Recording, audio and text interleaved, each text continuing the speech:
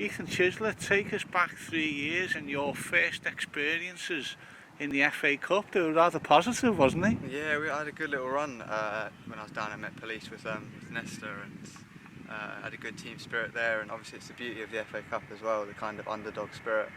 So had a good few rounds where we battled it out and managed to get Newport County at Invercourt, which was obviously a great experience for the club and for everyone involved.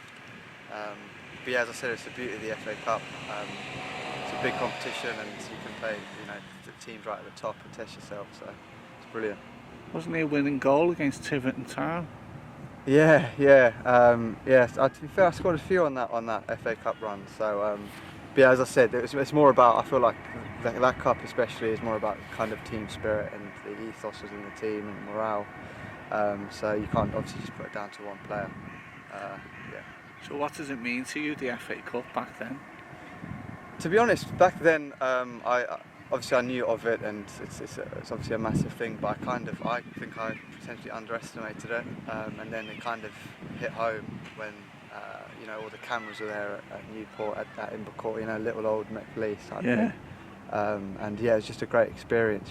Cameras coming into the changing rooms before kick-off, and it was all very new to me. So, but yeah, hopefully we can have a very good start to the FA Cup on Saturday and kick on from there. I think we lost to Crawley last year, which obviously we didn't want to. No. And I think they played Leeds eventually as well. So missed opportunity. Yeah, exactly. So I'm sure that won't happen this year.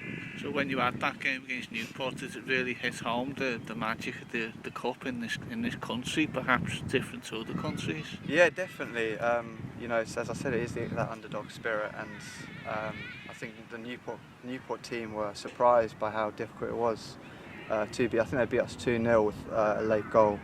But for the majority of the game, we went toe to toe with them. So whether that be physically, tactically, or technically. So yeah, as you said, anyone can beat anyone in this cup, and I think it's who wants it more on the day is what it ultimately comes down to. Obviously, this club has a big tradition with the FA Cup as well, winning it back in 1988. A lot of the squad's aware of that and what this competition means.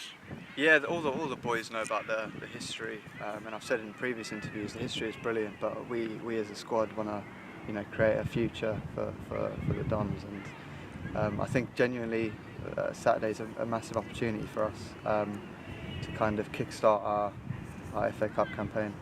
And also what you've just mentioned there, perhaps, the boots on the other foot in terms of you're playing against the underdogs on Saturday.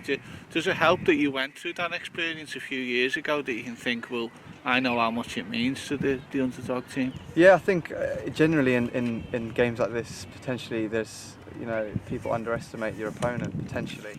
I'm not saying that's going to happen. That's not, in fact, I know that's not going to happen because. Yeah.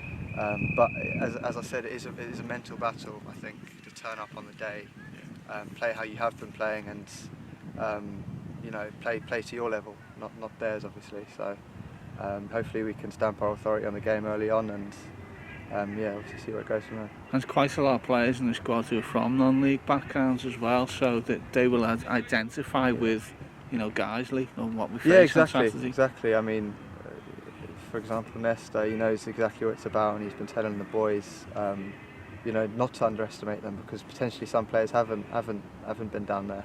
I know obviously Wimbledon send a lot of their youngsters on loan there, so they also have got a taste for it. But they're going to be physical, competitive, and we've just got to be aware of that. Yeah, in terms of what we've got coming up, obviously there's an international break coming up because the players are away. But we've got two important games coming up, haven't we? Guiseley and also Sutton in the trophy. So is it important that we make the most of these before the break? Yeah, I think it's two must-win games.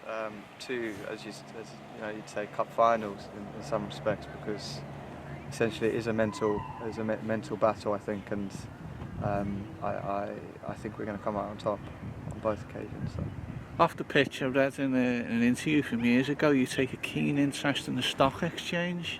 Is that something that keeps you occupied away from the game? Yeah, I do quite a bit of reading, whether that be mental, like mental books or motivational books, and to be honest with you, stocks not so much. I think Ben Hennigan's massively into stocks, but I like looking. I'm interested in crypto and just, as you said, stuff away from football, which sometimes you need that kind of mental rest away from football. That was the next question, really. Is it good to have that escape from? Yeah, because it's your life. Football's 24/7, isn't it? Yeah, exactly. So it's nice to kind of put your mind at ease almost from the stresses of football, and I enjoy reading a lot, and as I said, I take keen interest in crypto, and hopefully in the future I will get into the stock market. But for now, I'd like to excel at football, and That's great to hear, and obviously it's been quite a big week at the training grounds as well, after what Robbo said following Cambridge.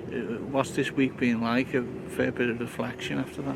Yeah, I think it was needed. I don't think that we had performed how we should have, or how we know we can, and there needed to be changes, and we made that aware and made everyone aware of that, and we had a good, honest conversation after the Cambridge game.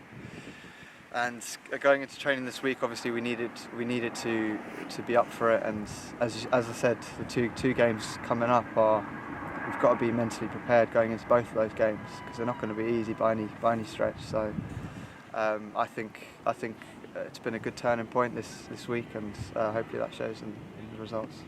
Let's hope so. Thanks for joining us as ever, Ethan. Thank you.